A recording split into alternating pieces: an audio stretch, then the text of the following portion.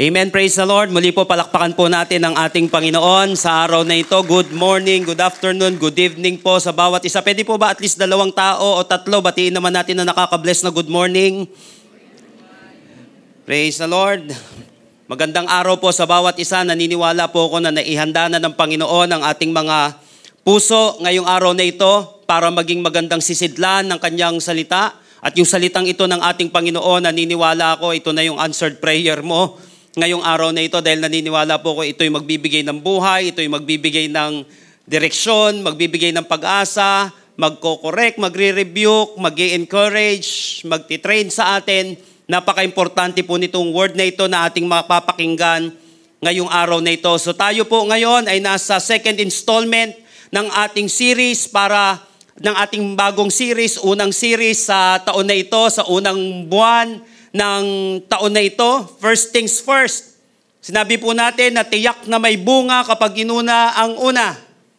Tiyak na may bunga kapag inuna ang una. Tiyak po na mamumunga yan. Ito po mga kapatid, maa-apply natin yung law of priority. Sinabi ko nga po, kahit ikaw ay maglista ka ng maglista ngayong taon na ito, I hope na naayos na po natin yung ating mga goals. Kung hindi pa, i-refine mo na yan, i-polish mo na. Because the greatest trouble of men, mga kapatid, you keep on running down the field and yet never score. Ayun na mahirap sa isang tao kasi nga walang goal. Ang isang tao, yan ang trouble kapag walang goal. Ang isang tao, takbo lang siya ng takbo, pero walang nangyayari kasi hindi naman siya nag-set ng kanyang goal. At kapag, alimbawa, maglagay ka, kahit 100 nga, sabi ko, 100, lagay mo yung goals mo. Pero after that, you have to narrow down your goals. Sa 100 na yun, kaya mong gawing 5, kung kaya mong gawing 4. Basta pakuntiin mo lang siya. Nang sa gayon, magkakaroon ka ng focus. Para nang sa gayon, yun yung tututukan mo. At kapag natutukan mo yun, yung mga napaka-importanting yun, yung mga hindi mo na masyadong natutukan, madadamay lahat yun. Karamihan doon madadamay yun. Ganun ka-importante yung law of priority. It will determine your destiny and it will determine your victory. Kaya nga po, napakaganda nitong pag-uusapan natin ngayon. Dito sa series natin ngayon, magkakaroon pa tayo ng sub-series.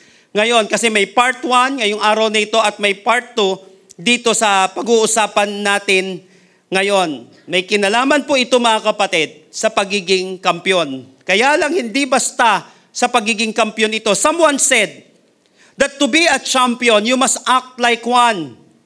Act like a champion. To be a champion, you must act like one. And act like a champion.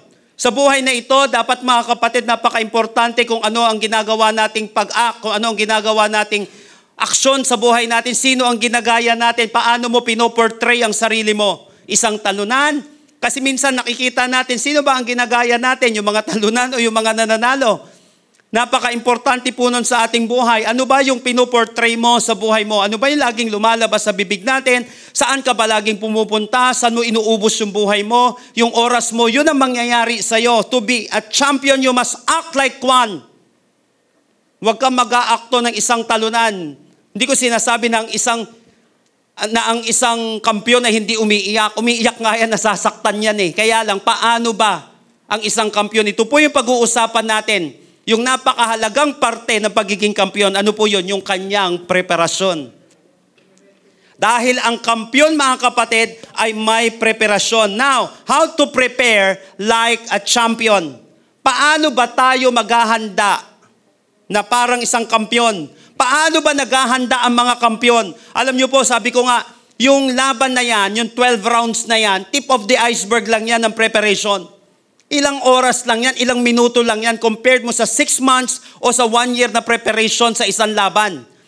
So mas marami yung kanyang preparasyon kaysa dun sa tunay na laban kasi ganun naman talaga siya. Kaya nga napaka-importante yung preparation para sa isang kampiyon. Now, if you want to win this year, if you want to become a champion this year, kung gusto mong maraming mapagtagumpayan at maipanalo ngayong taon na ito, you must know how to prepare like a champion. So today, let's look at the greatest champion who ever lived on earth. Walang iba kundi ang ating Panginoong Jesucristo. Paano siya nagsimula? How did Jesus prepare for a championship? Paano siya ano yung mga ginawa niya, yung mga unang hakbang na ginagawa ng isang kampiyon. I want you to open your Bible with me in Matthew chapter 3, verses 13 hanggang 15. Next week, pag-usapan natin yung verse 16 saka verse 17. Matthew chapter 3, verses 13 hanggang 15. Then Jesus came from Galilee to the Jordan to be baptized by John. But John tried to deter him, saying, I need to be baptized by you. And do you come to me? 15. Jesus replied, let it be so now. It is proper for us to do this, to fulfill all righteousness. Then John consented. Purihin po ang Panginoon sa pagkabasa ng kanyang salita. Let it be so now. Sabi nga po natin, now. Napaka-importante nito mga kapatid para sa tomorrow mo, yung now mo. Ano yung ginagawa mo ngayon para sa matinding championship mo bukas? Kung nag-expect ka ng something different tomorrow, you must do something different today. Dahil napaka-importante ng today, kahit gaano man nawasak yung alam mo yon, yung yesterday natin. I don't know kung ano nangyari dun sa yesterday natin. The most important thing is today. Not yesterday. Dahil yung today mo, ito yung preparation mo sa magandang tomorrow mo. Tandaan natin, ang mga kampiyon ay may tamang preparasyon. So si Jesus Christ, ito na, magsisimula na siya ng kanyang earthly ministry of proclaiming the coming kingdom. So pumunta siya sa Jordan River to be baptized by his cousin John the Baptist. At knowing that Jesus was the Messiah, alam ni John the Baptist yon. Sabi niya nga, ako nga dapat magpabautismo sa'yo. At hindi ikaw magpapabautismo sa akin. Pero sinabi ni Jesus Christ, kailangan mangyari ito. Pinersuade ni Jesus Christ si John the Baptist. At sinabi niya, kailangan mangyari ito for us to fulfill all righteousness. Sinabi niya, Muhammad Ali once said, I hated every minute of training. But I said, don't quit. Suffer now and live the rest of your life as a champion. I hated. Hindi talaga madaling mag-train. Hindi madali yung mga bagay-bagay. Pero sa panahon daw na nahihirapan siya, sinasabi niya sa sarili niya, don't quit. Suffer now and live the rest of your life as a champion. So join me in our message today entitled, Prepare Like a Champion. Prepare like a champion. How to prepare? Paano ba tayo magpe-prepare like a champion? Simple lang mga kapatid, just make it right. Kinakailangan, itama mo lang. Ano yung mga tamang dapat natin gawin? Yung mga unang hakbang, yung mga tamang hakbang na mga dapat nating gawin para tayo ay magkampiyon, maging mananagumpay ngayong araw na ito at sa mga susunod na araw at sa buong taon na ito. Naniniwala po ko na kaya mo napakinggan at mapapakinggan ang mensaheng ito, kapatid. Dahil ayaw ng Panginoon na manatili kang talunan. Pwedeng ikaw ay nadapa, pwedeng ikaw ay nasugatan, but it doesn't mean na bumagsak ang isang tao, nasugatan ng isang tao, tapos na siya. Dahil maraming naging kampiyon, ganun ang nangyari sa kanilang buhay. Hanggat kasama mo ang Panginoon, kapatid, maniwala ka, kaya mong ipanalo ang laban na ito. Sino na po ang ready at excited ngayon? Magsabi po ng malakas na amen. Number 1, verse 13.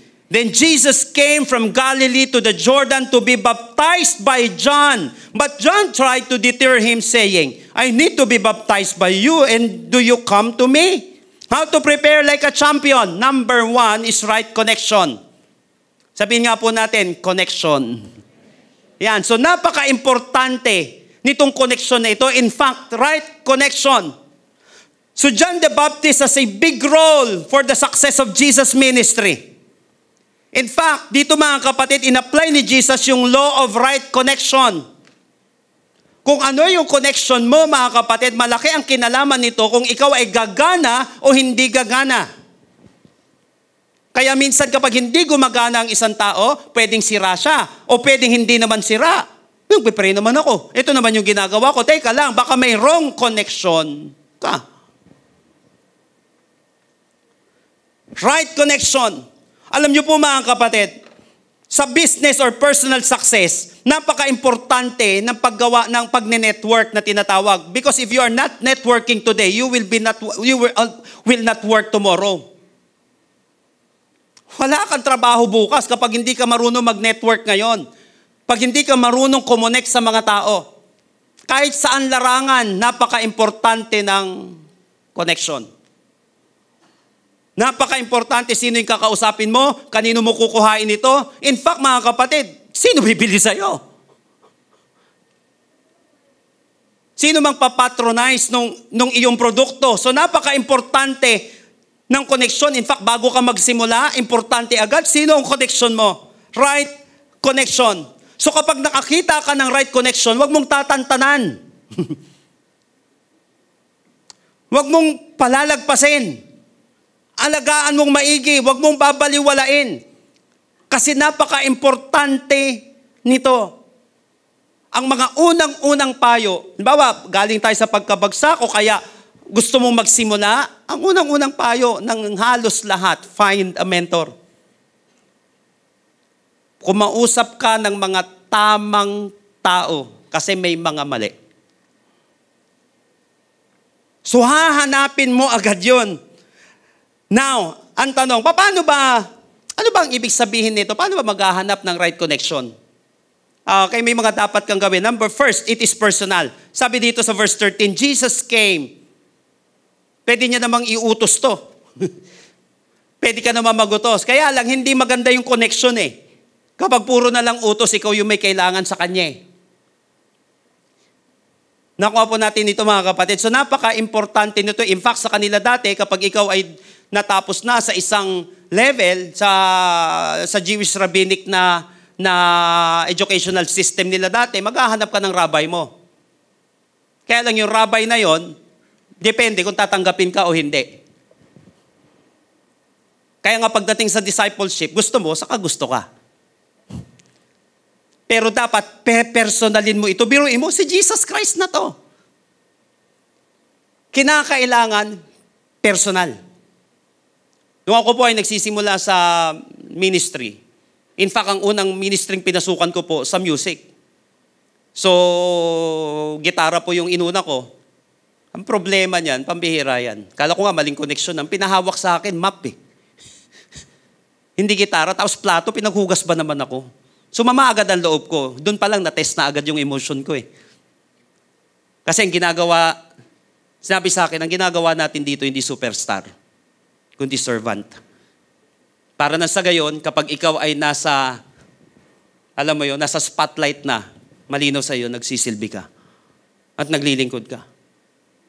Tapos wala kang sense of entitlement. Sundin ka man, hindi ka sundin.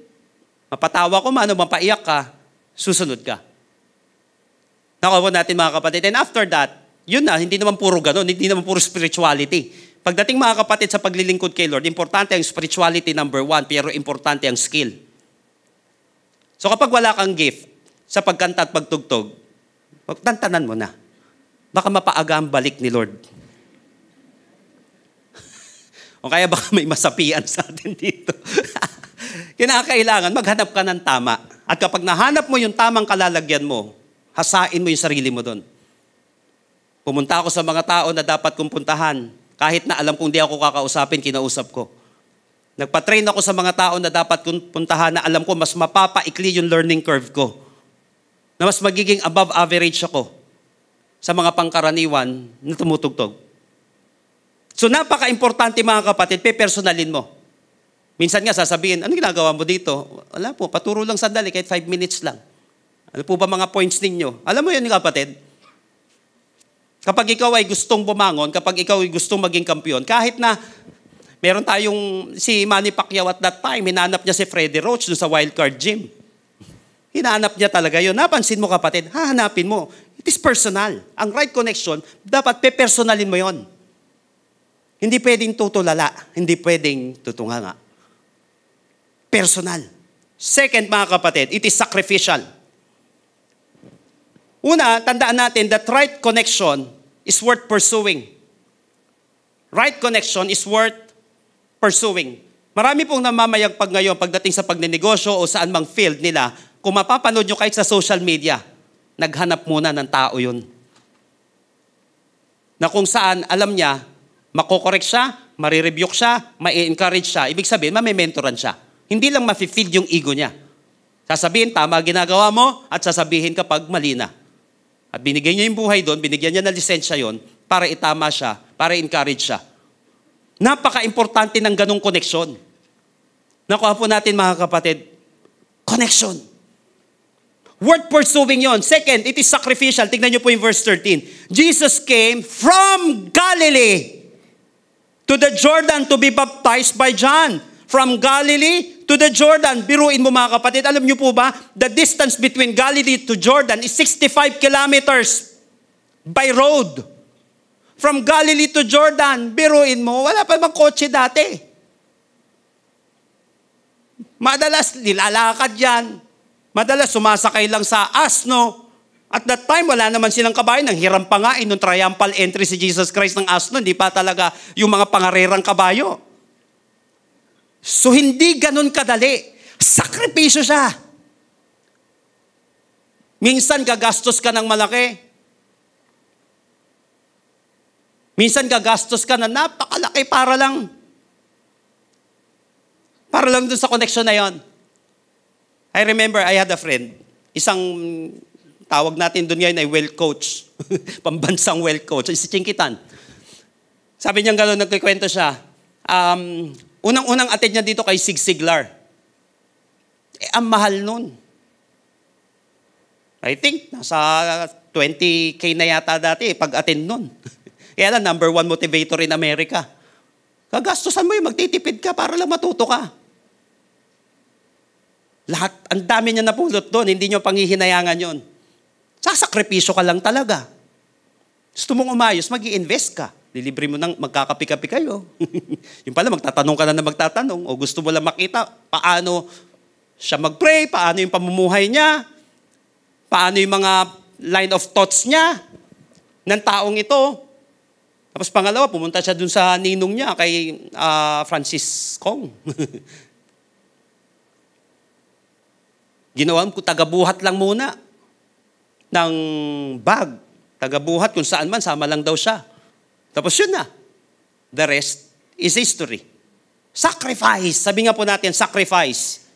Sacrifice ka talaga sa isang tao o dun sa bagay na yon. It is personal. Second, it is sacrificial. Kaya nga kapag may mentoring, dapat regular yon. Magsasacrifice ka. Kaya sinasabi ko minsan sa mga leaders, saka sa mga pastors, gusto mong lumago? Oo naman siya. Ayaw mo naman maglaan ng time. Ay, hindi ka pwede. Hindi kayo bagay ng tagumpay, sabi ko. Hindi ka bagay sa growth. Dream lang siya.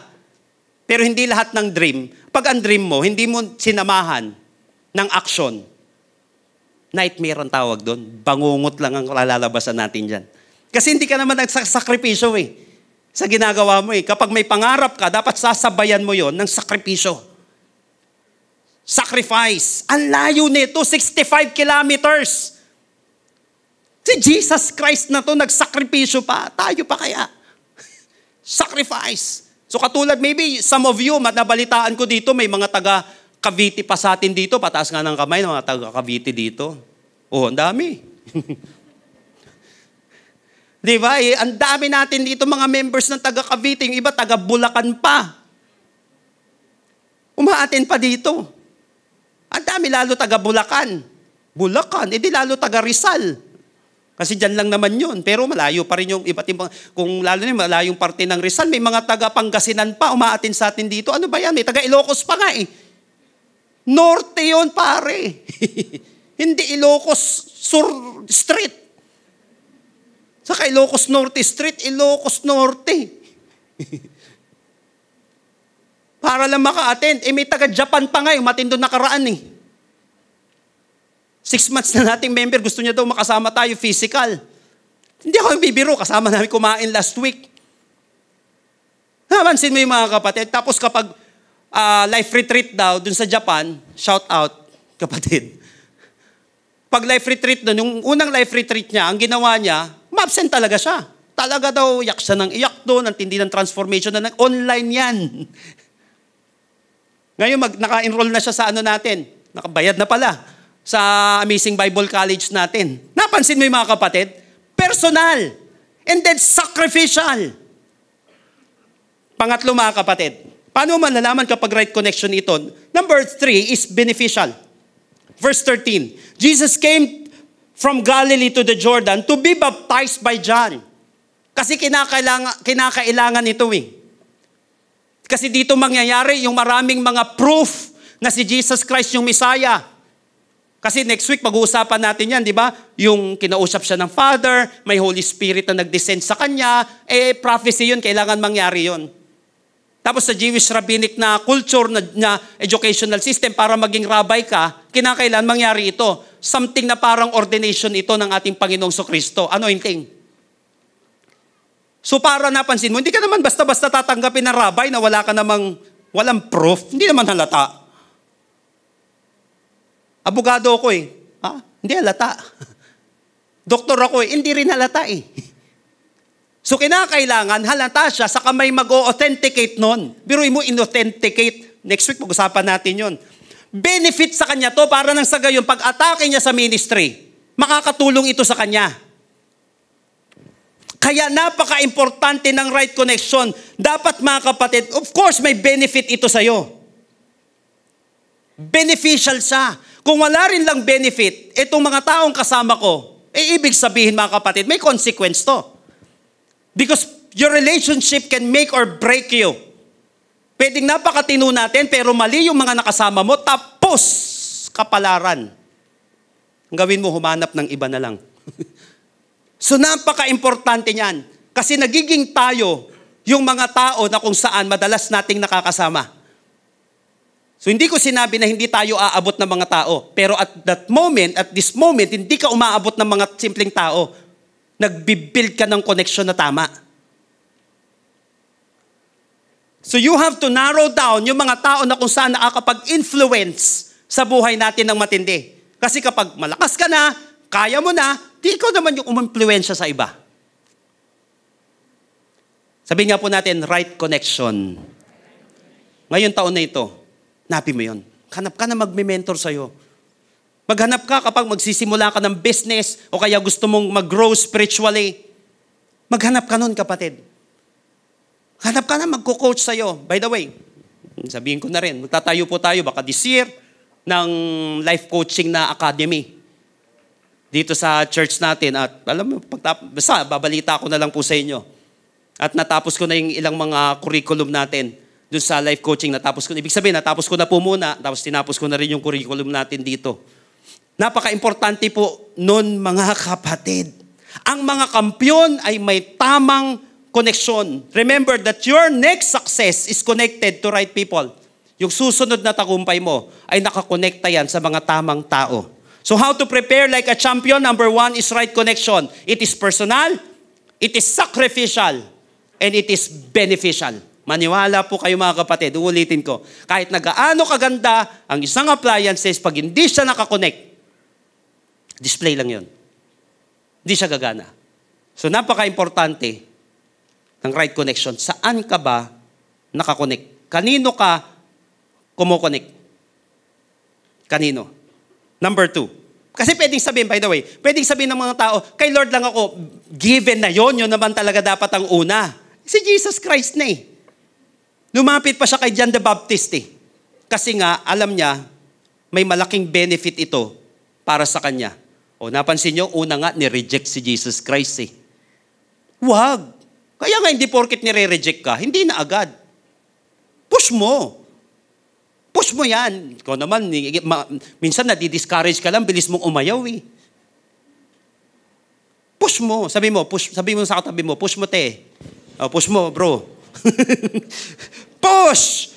Number 2. Ito, ang ganda na ito. Tingnan nyo pong maigi. Verse 15. Jesus replied. Ito, tingnan nyo po. This time, do what I ask you to do.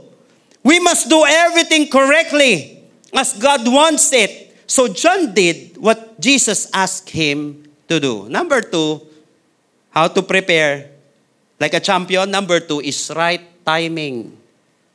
Sabihin nga po natin, right timing. Remember that right timing is the ability to choose the ideal moment. Ability to choose the ideal moment to do something for the best outcome. Abilidad ang timing.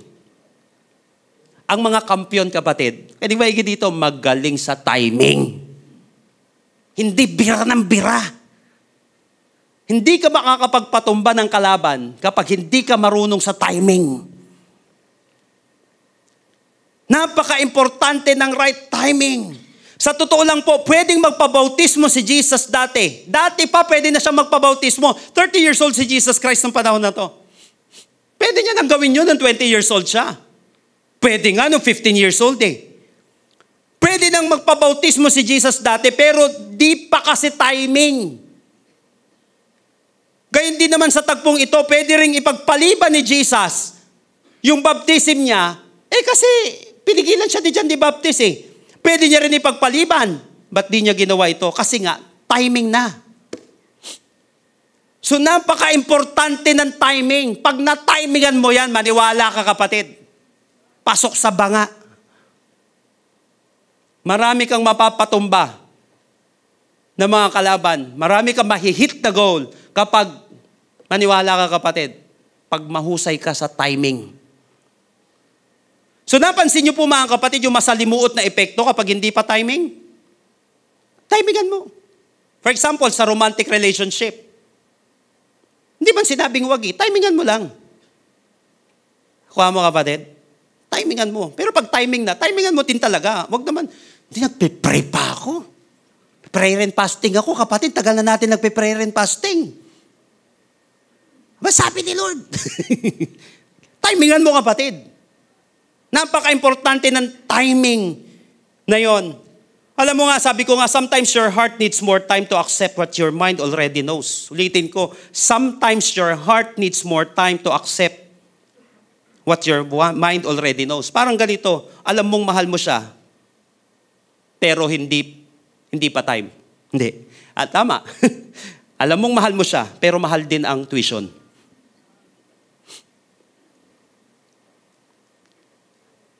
Kaya nga, halimbawa, yung anak ko, si Jazz, may nanligaw sa kanya, tapos gusto niya, nag-aaral pa siya. Para sa akin, hindi timing yun. Kaya lang, kung ikaw ba talaga, ihing-ihi na dyan sa relationship na yan, di pag-aralin ka na ng lalaki.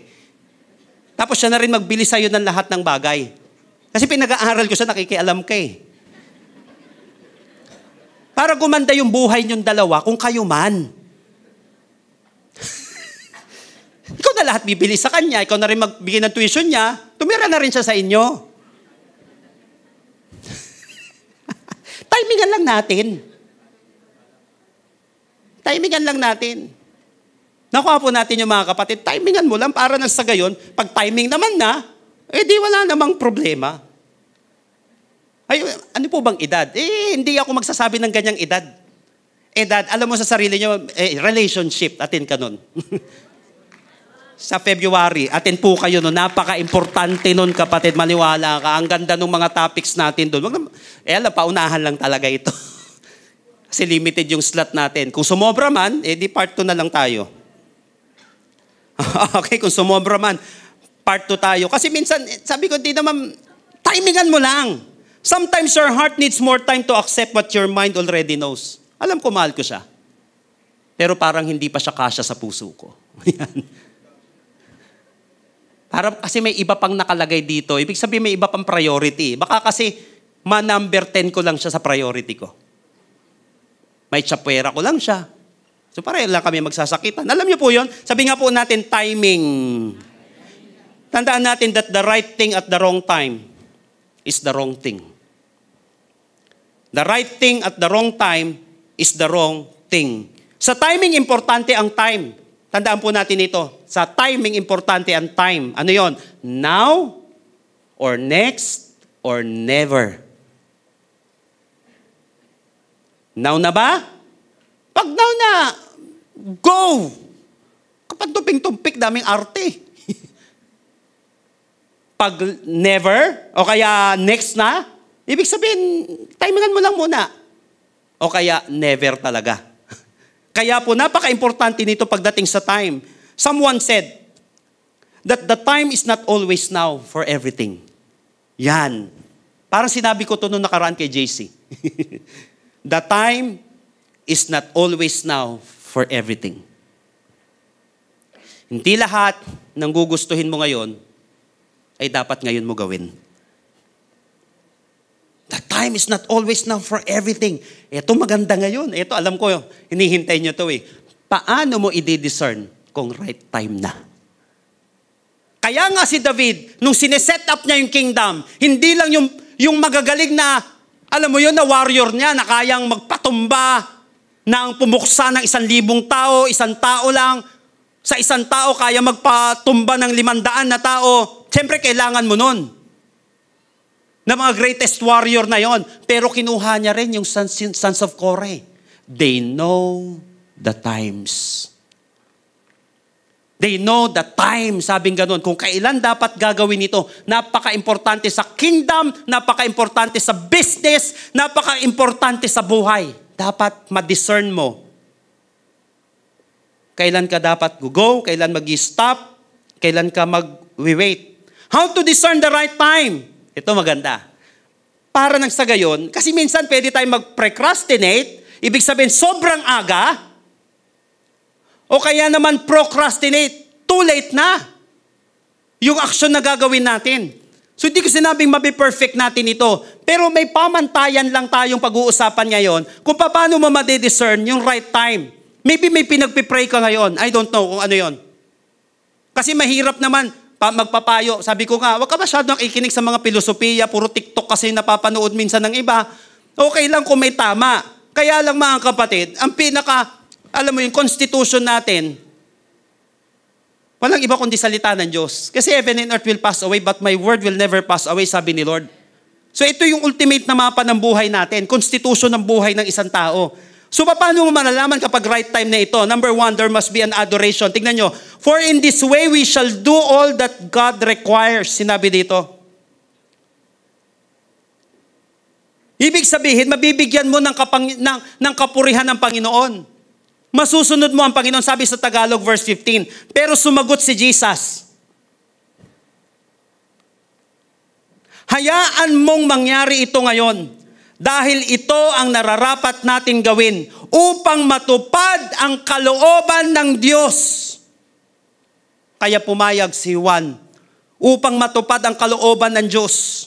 Biruin mo yon. Ibig sabihin may nahihit kang kalooban ng Panginoon. May nasusunod kang kalooban ng Panginoon. Dito ba sa gagawin kong aksyon ngayon? O pag hindi ko? Hindi lang naman sa pagsunggabi, kundi sa paghindi. Minsan may pinapagawa ng Panginoon. Teka lang. Sino sa inyo yung anak mo katiteka lang, pinaluluto mo ng sinaing, ng kanin, umabot ng bukas. Yung katiteka lang, sino ba naman matutuwa dun? Hindi mo maluluwa. Wrong timing pa rin siya. Kaya nga pag na-master natin ito, yung timing na ito, pambihira, isa sa pamantayan, dito ba sa gagawin ko ngayon o hindi ko gagawin? Mag-glorify ko ba si Lord? Pag yun, una pa lang yun, swak na yun, maniwala ka kapatid.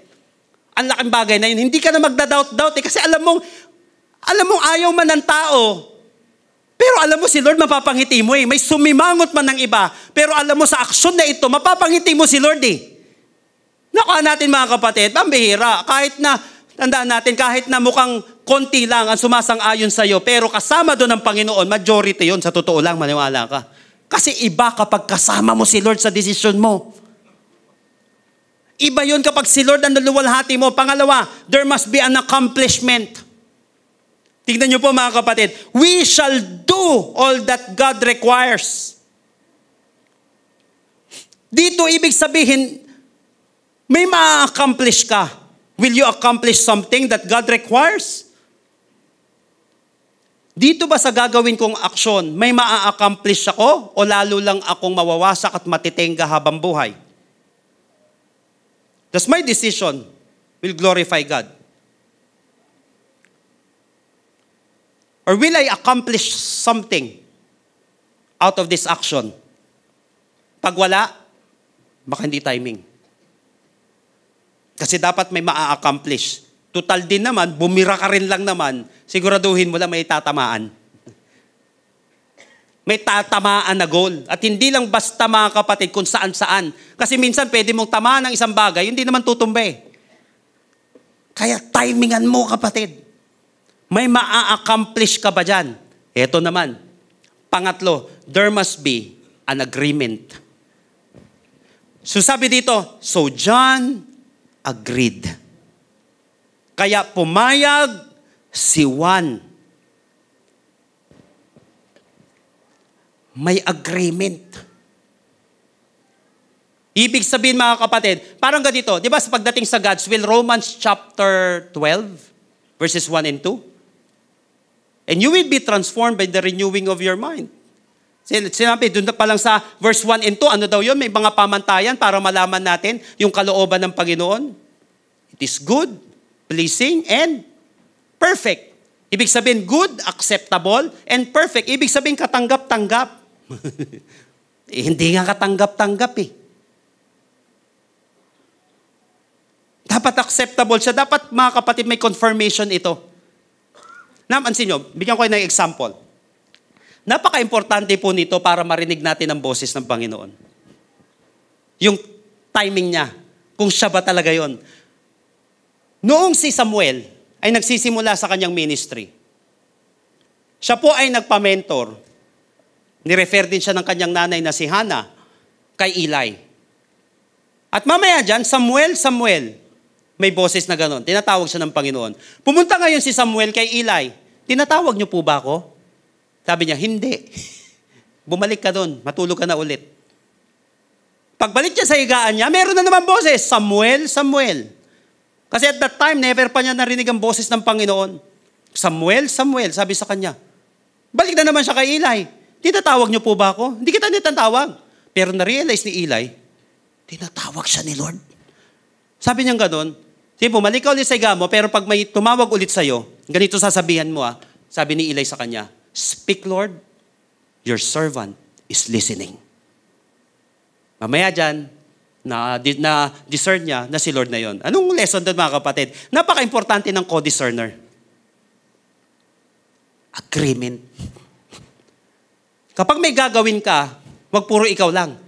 Dapat may co-discerner ka. Pag may mga major decisions ako sa buhay, mga kapatid, napaka-importante sa akin ng may authority na co-discerner. Kaya magtatanong ako, okay ba itong gagawin ko? Tama ba ito? Yung alam ko may wisdom. Yung alam ko hindi ako bubulahin. Yung alam ko, yung sagot niyang oo o hindi, yun talaga yung sagot. Hindi dahil sa ililibre ko siya or what. Walang bahid. Alam mo yun? Nang kung ano-ano man, alam ko hindi mambabola itong mga tao, yung taong to. Yun lalapitan ko. Kaya sa buhay mga kapatid, natutuhan ko rin yun. Kung gusto mo maayos ang buhay ng isang tao, huwag mo bubulahin. Sabihin mo pangit, kung pangit talaga yung ginagawa. Sabihin mo maganda, kung maganda talaga ginagawa. Kung mahal mo talaga yung taong yun. Pero sasabihin mo rin, kung magpapayo ka rin kung ano maganda na dapat gawin. Puro negative naman. Sinabi mo yung negative, magsabi ka ng positive. Anong gagawin mo sa kanya? Nakuha po natin, John agreed. Sabi dito, pumayag si Juan. There must be an agreement. Alam mo, sabi ni Lord, yun na naman, sabi na naman ni Lord eh. Ikaw mapapangasawa ko. Huwag ko sasabihin, anong verse? sabi ni Lord eh, anong verse? Di ba? Huwag ko saan kunin.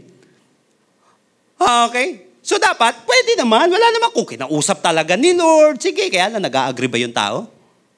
Walang agreement eh. So pwedeng hindi. Pwede rin hindi pa time. Kuha natin siya. So dito sa pamamaraan na ito mga kapatid, pwede natin gamiting prinsipyo. Right time na. Kapag nakuha mo itong tatlong ito mga kapatid, pwede kang sumunggab dito. Kasi una pa lang panalo ka na eh. May adoration eh. Maluluwalhati mo ba si Lord dito sa gagawin mong aksyon o hindi pag-act? Hindi, wag muna, pre. So hindi ako magkakaroon ng guilt ngayon. Kapag hindi ako sumama, hindi ko ginawa yan, kasi di naman maluluwalhati si Lord eh. Kahit na nung isipin ng mga tao, tama yung ginawa kong desisyon. Kasi alam ko, hindi makakaluwalhati kay Lord yan nung nag-no ko eh. Nakuha natin mga kapatid. o kaya yung pag-yes mo, pag-go mo, pag-action mo, maluluwalhati dyan si Lord. Pangalawa, may ma-accomplish ako dito. Pangatlo, kapatid, may agreement. Sabi ni Jack Dempsey, you know what? You know what a champion is? Sabi niya, a champion is someone who's ready when the gong rings.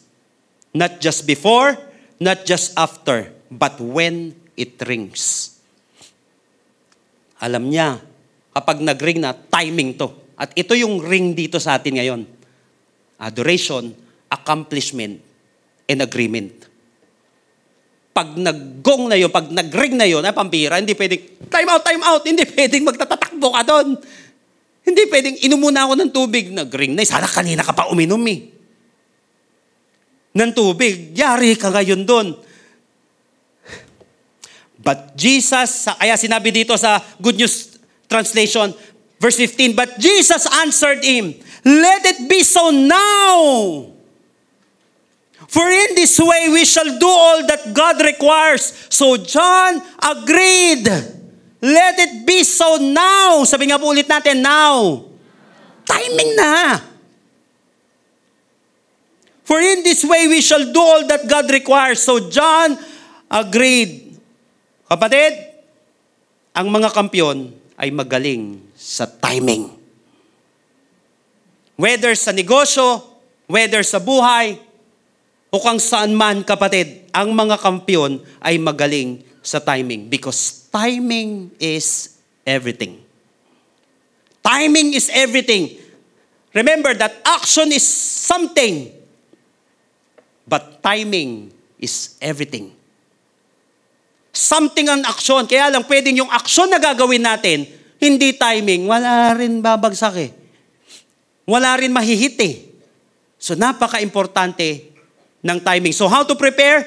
Like a champion, first, there must be an adoration, there must be an accomplishment, there must be an agreement. Ibig sabihin nun, right timing. Right timing. Number 3, last but not the least. Ito na, verse 15. Jesus replied, let it be so now.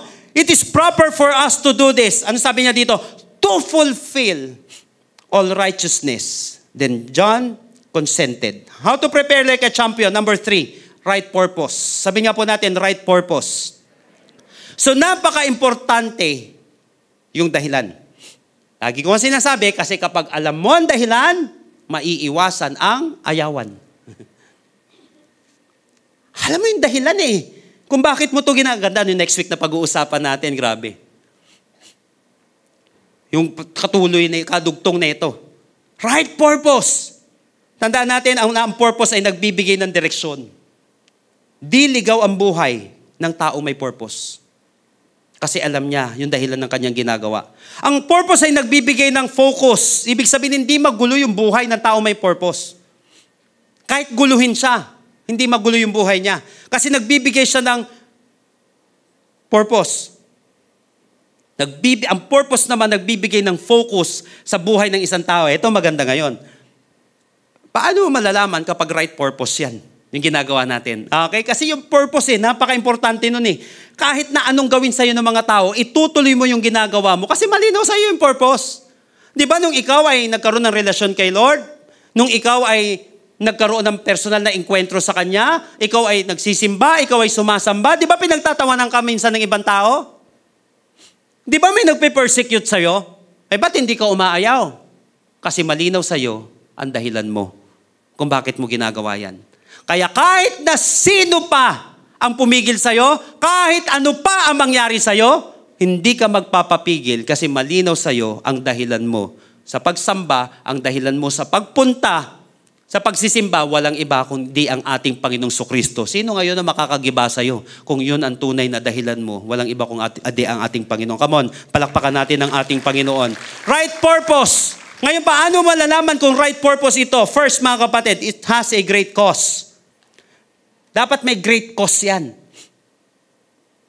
Malalaman mo, kapatid, hindi guni-guni yan ginagawa mo. Pag may great cause siya. Verse 15, Jesus replied, let it be so now. It is proper for us to do this to fulfill all righteousness. to fulfill all righteousness. Alam niyo po ba mga kapatid, great cause means, it is something that is worth fighting for. Pag sinabing great cause, something that is worth fighting for.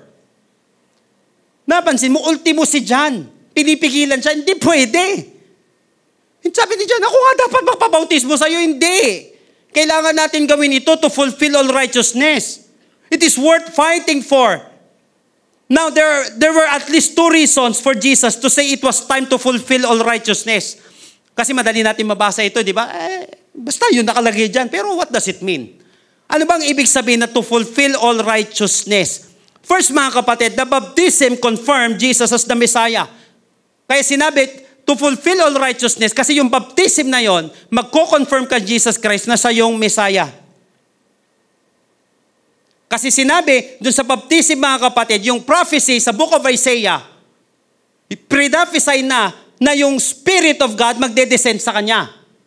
At tatawagin siyang Son of God. Di ba sa baptism niya, next week pag-usapan natin yon, this is my Son, whom I love. With Him I am well pleased. So dito mga kapatid, mangyayari yun. Nakawa natin, kailangan mangyari talaga siya.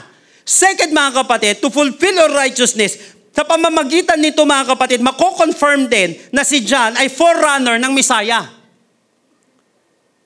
He prepared the way of the Lord. Kagagaling lang nito mga kapatid sa 400 silent years. Ang tawag dyan ay intertestamental period. Ibig sabihin ng intertestamental period, ito yung period, 400 silent years between Old Testament and New Testament. At sinabi po na maraming scholars na hindi nagsalita doon ang Panginoon. So pwedeng figure of speech yun. Ibig sabihin, walang ibang sinulat at that time ng 400 silent years bago mag-New Testament. At si John na nagsabi, nag-preach ng una, repent! May prophecy na ulit, may preaching na ulit na matindi at that time. Kaya nga ang premise natin doon sa 400 silent years na yon, kung hindi nagsimula ang Panginoon, bakit ang daming book na nasulat? Na inilalagay sa Bible. Kaya ang tawag doon ay apokrypha. Kaya ibig sabihin, tao lang talaga. Nagpumilit maisulat yan. Hindi kay Lord yan. Kasi silent ang Panginoon at that time Si John the Baptist nga una ulit Siya unang sumigaw ulit So dito mga kapatid, may great cause siya, kaya nila ginawa ito. Biruin mo, mako-confirm si Jesus as the Messiah at si John the Baptist ang forerunner. Kinakailangan mga kapatid, yung purpose na yan, may great cause ba yan? Sa pamamagitan nito, maraming makikinig, maraming makakapakinig ng salita ng Panginoon, maraming maniniwala sa Kanya, maraming maliligtas. May great cause ba yung ginagawa mo, yung purpose mo? Someone said that champions are propelled by desire, not compelled by fear. Malalim yung naisin ng mga kampiyon. Sabihin na natin natatakot tayo, pero sapat kapatid yung desire mo, sapat yung great cause, sapat yung purpose mo para pagtagumpayan yung fear na yan kahit takot ka. Kasi great cause Wala kami kakainin pag di ko ito ginawa. Napansin mo yon? Kapatid, may kinalaman doon yung mga pag-uusapan natin next week. Kailangan malalim yung hugot mo dito, may great cause siya. Kung wala rin naman matinding mapapala yung mga tao dito at ako dito, ano pang mangyayari? It has a great cause. You will know that it is right purpose if it has a great cause. So desire something that is worth fighting. Mag-desire ka ng something that is worth fighting for. Yung kaya mong ibigay yung oras mo, yung buhay mo dito kasi alam mong tama ito. Dapat may great cause siya. Second, para malaman mo kung right purpose siya, it is God-centered. Ito ay God-centered. Tingnan niyo po. Jesus replied, this time, do what I ask you to do. So we must do everything correctly, as God wants it. So John did what Jesus asked him to do. Napansin niyo po? We must do everything correctly as God wants it.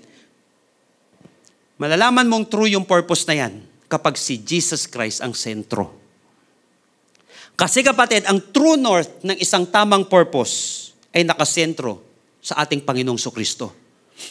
Para sa mga seaman dito, alam niyo yun, para sa mga navigator dito, importante ang true north. Ibig sabihin, pag wala yan sa true north, ligaw ka na. At kaya nga, mga kapatid, ang isang tao na wala sa ating Panginoong Kristo, hindi nakasentro kay Lord, ligaw yung taong yun. Sasabihin mo sa isang tao, kumusta ka naman? Yung buhay mo. Hindi, okay naman ako, masaya ako eh. Pero wala siya kay Lord Kapatid, walang naging tunay na masaya na wala kay Lord. Kulang-kulang ang buhay ng isang taong wala kay Lord. Sabi ni Lord, I am the way, the truth, and the life. Ibig sabihin, kung wala si Lord sa'yo, edi wala kang way. Kung wala si Lord sa'yo, edi wala kang truth. Kung wala si Jesus sa'yo, edi wala kang life. Paano ka naging masaya na wala si Jesus sa'yo?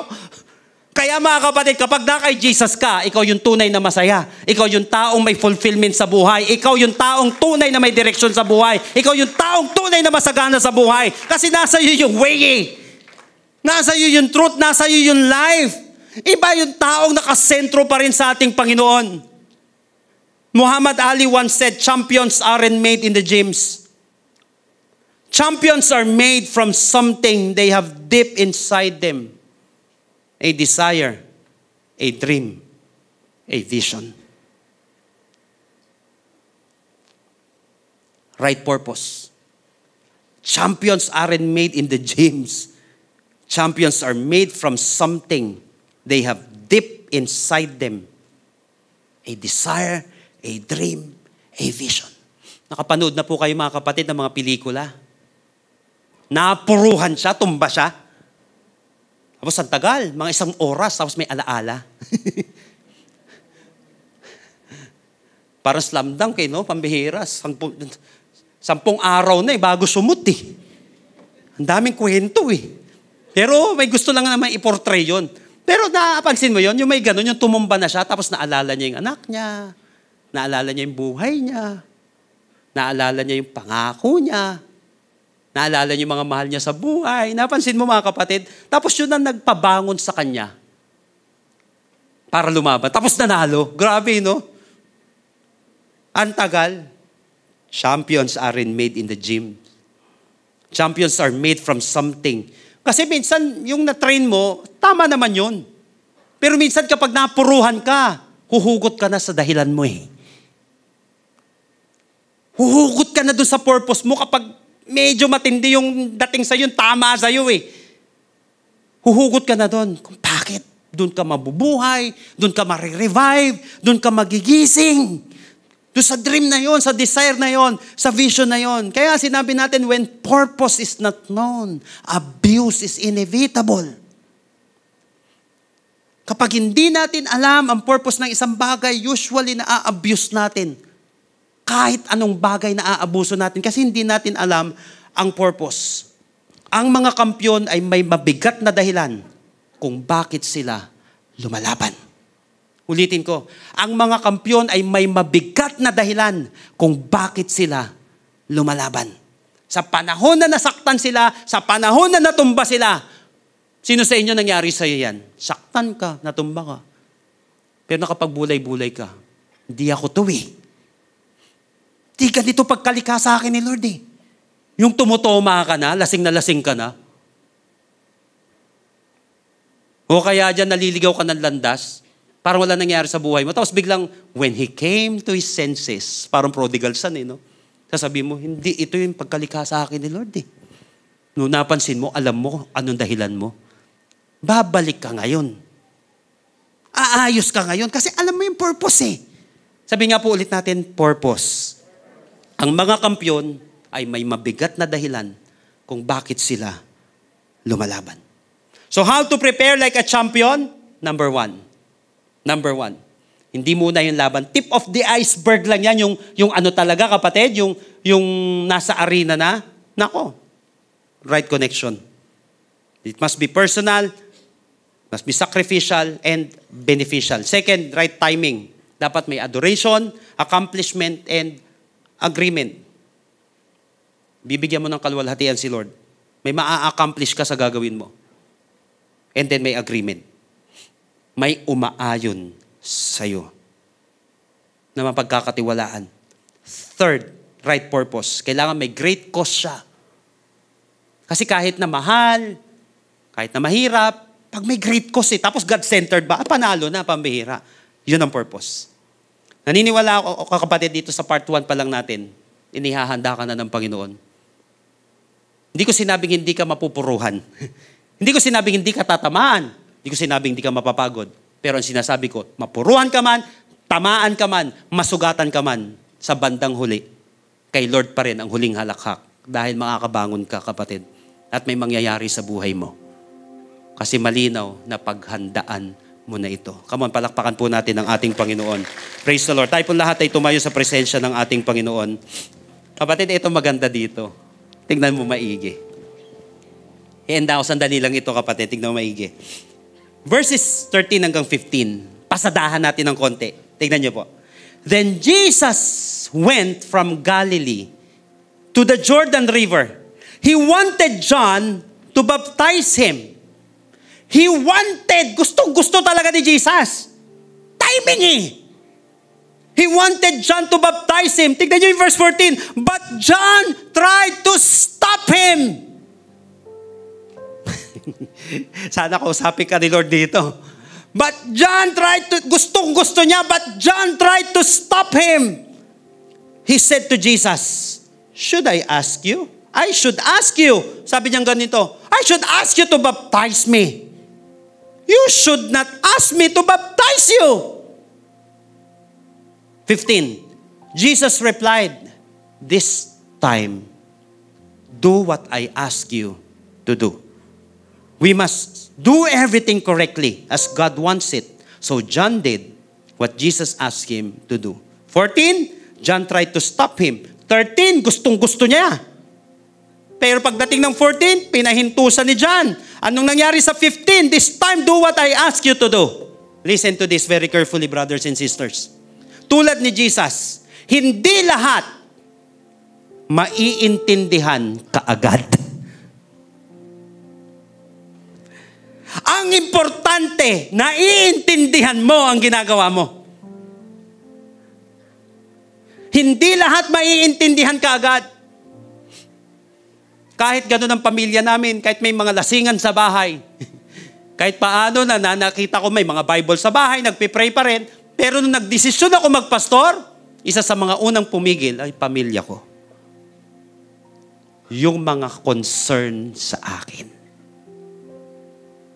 Yung isang tita ko pa nga sinabi, baka kaya ayaw niya, kasi baka maghirap ako, wala mangyari sa buhay ko. Napansin mo? Hindi lahat ng humihindi sa'yo. Kalaban mo. Pero definitely, kapatid, hindi lahat maiintindihan kaagad. So dapat malinaw sa atin, John tried to stop him. Pinapahinto siya.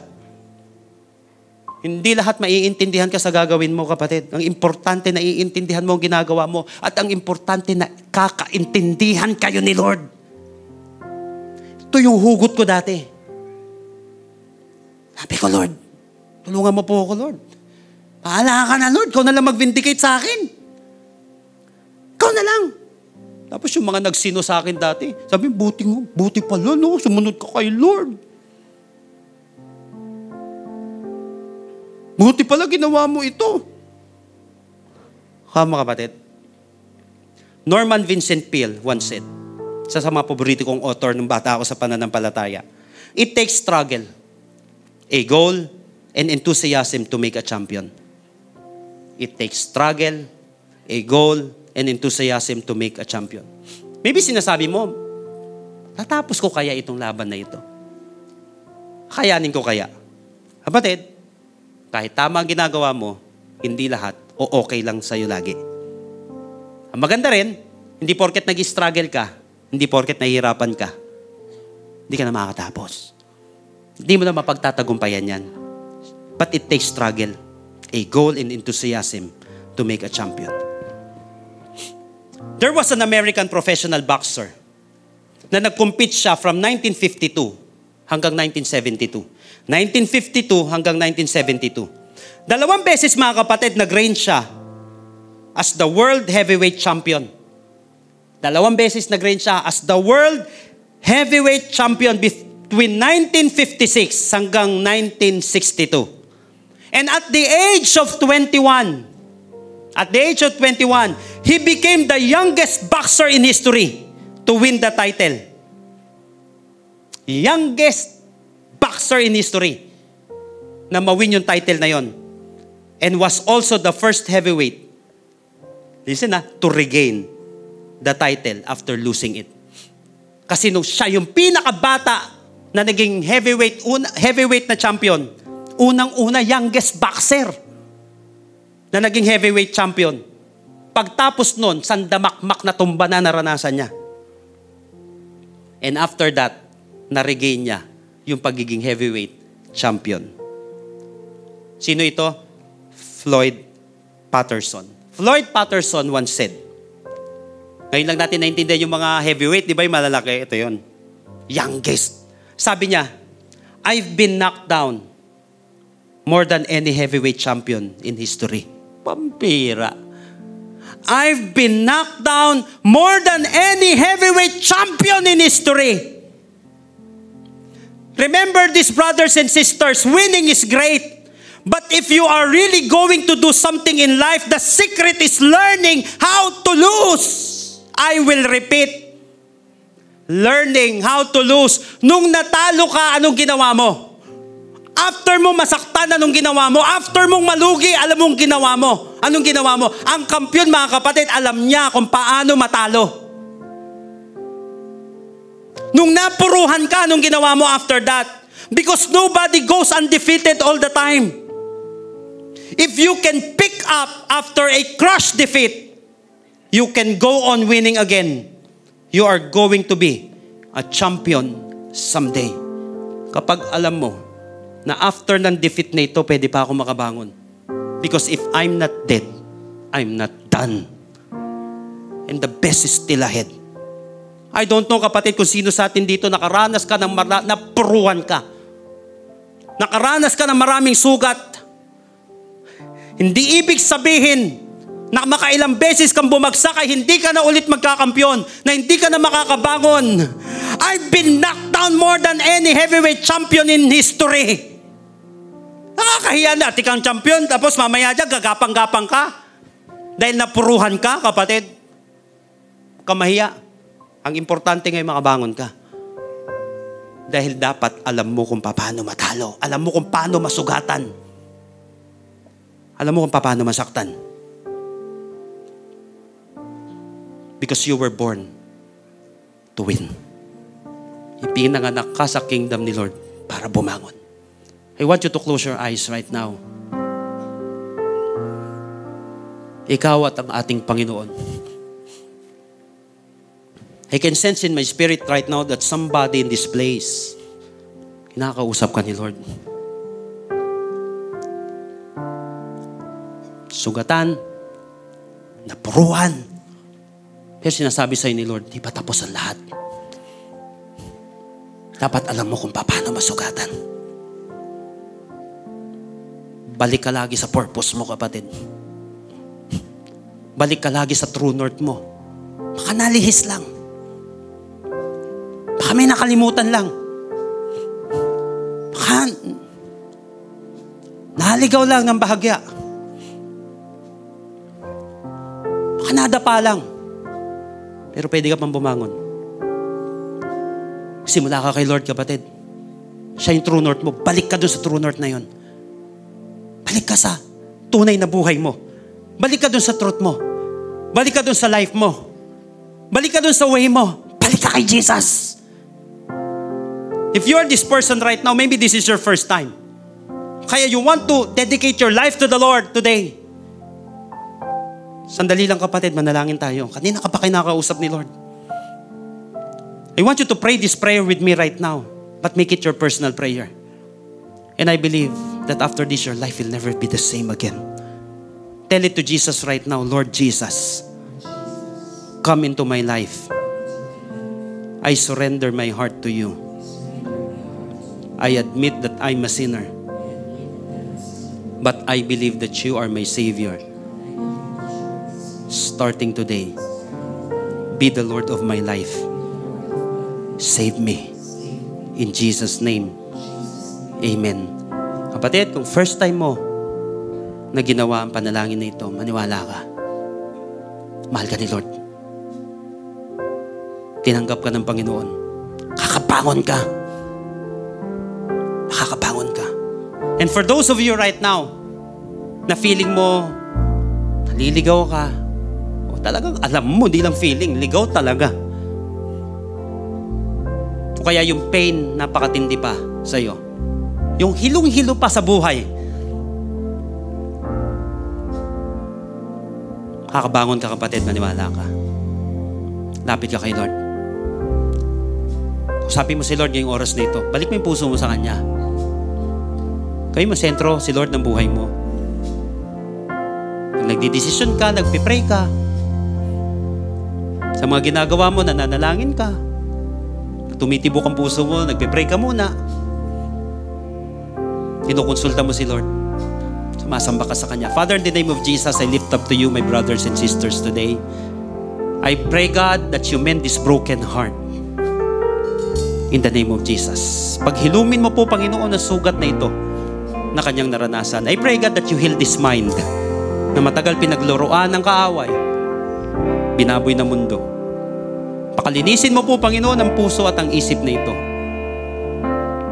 Ikaw po maging sentro ng buhay na ito, Panginoon. Sa pangalan ng Panginoong Hesus, I pray, God, sa mga gustong bumangon dito, Panginoon, sa kanilang buhay, specifically financially, God, I've rebuked that poverty, Lord, na kumapit sa Kanya sa matagal na panahon. Lord, I speak, God, for prosperity that comes from you, God. I pray for success. I pray for peace which transcends all understanding, Lord. Di maipaliwanag ng iba, pero bibigyan mo siya ng kapayapaan, Panginoon, ngayong oras na ito. Pagkalooban niyo po, Panginoon, ng pag-asa ang bawat isa. Lord, dumaloy ang kapayapaan sa puso at isip ng mga kapatid ngayong araw na ito ng bawat isa. Sa pangalan ng Panginoong Hesus, ikaw po maging sentro ng aming pagsamba. Ikaw po maging sentro ng buhay na ito. Ngayong oras na ito, kapatid, I will give you 1 minute. Ikaw sa kasi Lord, pour out mo yung sarili mo sa Kanya ngayong oras na ito. Huwag mo na pansinin yung katabi mo, ikaw lang sa kasi Lord. Ngayong oras na ito, ikaw at ang Panginoon ngayong oras na ito. Lord, kahit anong po mangyari, Panginoon, tutuloy ko to, Panginoon. Di ako susuko, Panginoon, dahil alam ko, Panginoon, ikaw yung sentro ng buhay ko, Lord. Huwag nang mangyari ang ibang bagay, mapangyari lang ang kalooban ng Panginoon. Pag susuko, kapatid, bumangon ka ulit. Balik, kapatid, sa pananambahan. Balik! Sa pananalangin. Balik ka sa true north mo, kapatid. Balik ka sa first love mo. Walang iba kundi si Lord. Sino ba pupulot sa'yo kundi si Lord lang? Sino ba may kaya kumayos sa'yo kundi si Lord lang? Dahil siya kung nawawa sa'yo, kapatid. Balik ka kay Lord. Lapit sa Panginoon. Bigay mo muna itong oras na ito kay Lord, kapatid. Bigay mo na ito kay Lord. Huwag na muna yung ibang alalahanin sa buhay. Si Lord bahala dyan. Pag si Lord na naging sentro ng puso mo, ng pagsamba mo, kapatid, maniwala ka. Seek ye first the kingdom of God and His righteousness, and all these things shall be added unto you. Balik, kapatid. Oh God.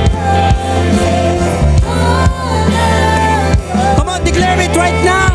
All I want is you, Lord. All I want is you, oh God. Come on, with all of your heart and soul right now. Once again, all I want is you, Lord. All I want. Napapakinggan ka ng Panginoon ngayong oras na ito.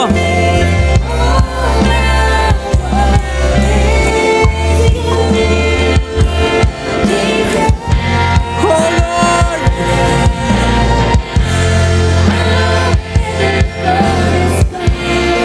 Come on. Give your life to Jesus. Lay down your heart, your life. Oh Lord.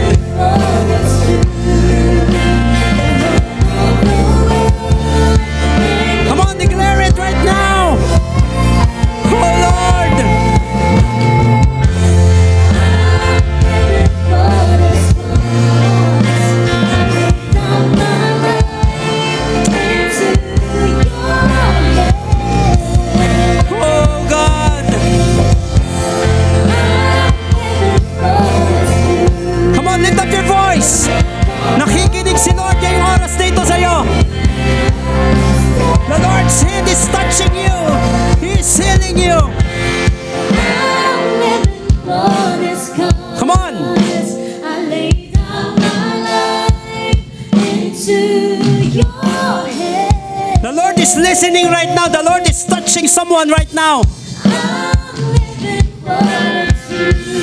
For the last time, shout it loud right now. The Lord is here. Oh, I'm living for this cause.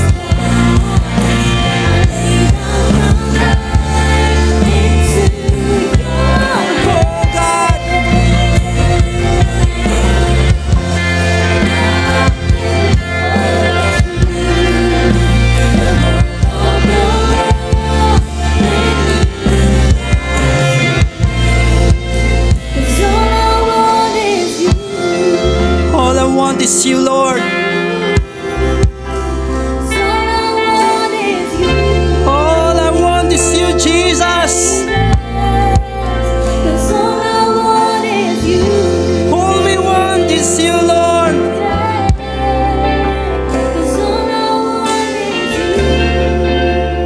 All I want is you, Jesus.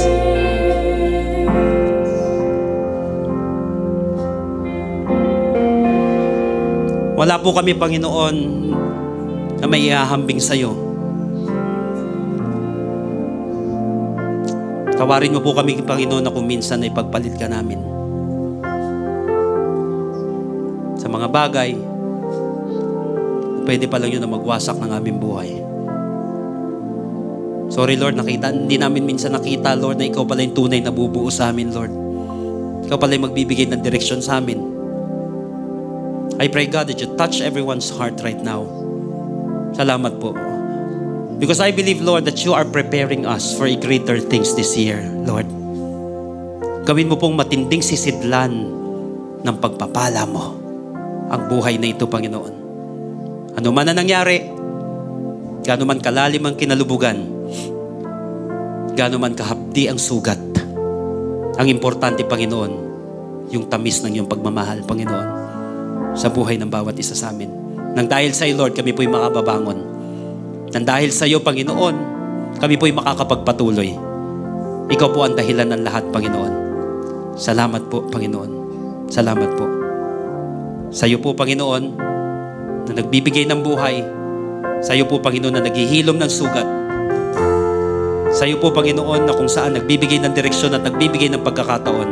Sa iyo po lamang, Panginoon, ang pinakamataas naming pasasalamat. Sa iyo po lamang, Panginoon, ang pinakamataas naming papuri at pagsamba. Wala na pong iba, Panginoon. Ito po kami panalangin sa pangalan ni Jesus. Lahat po magsabi ng Amen and Amen. Kamo, mas malakas ang palakpak nga po para kay Jesus ngayong araw na ito. Praise the Lord. Hallelujah.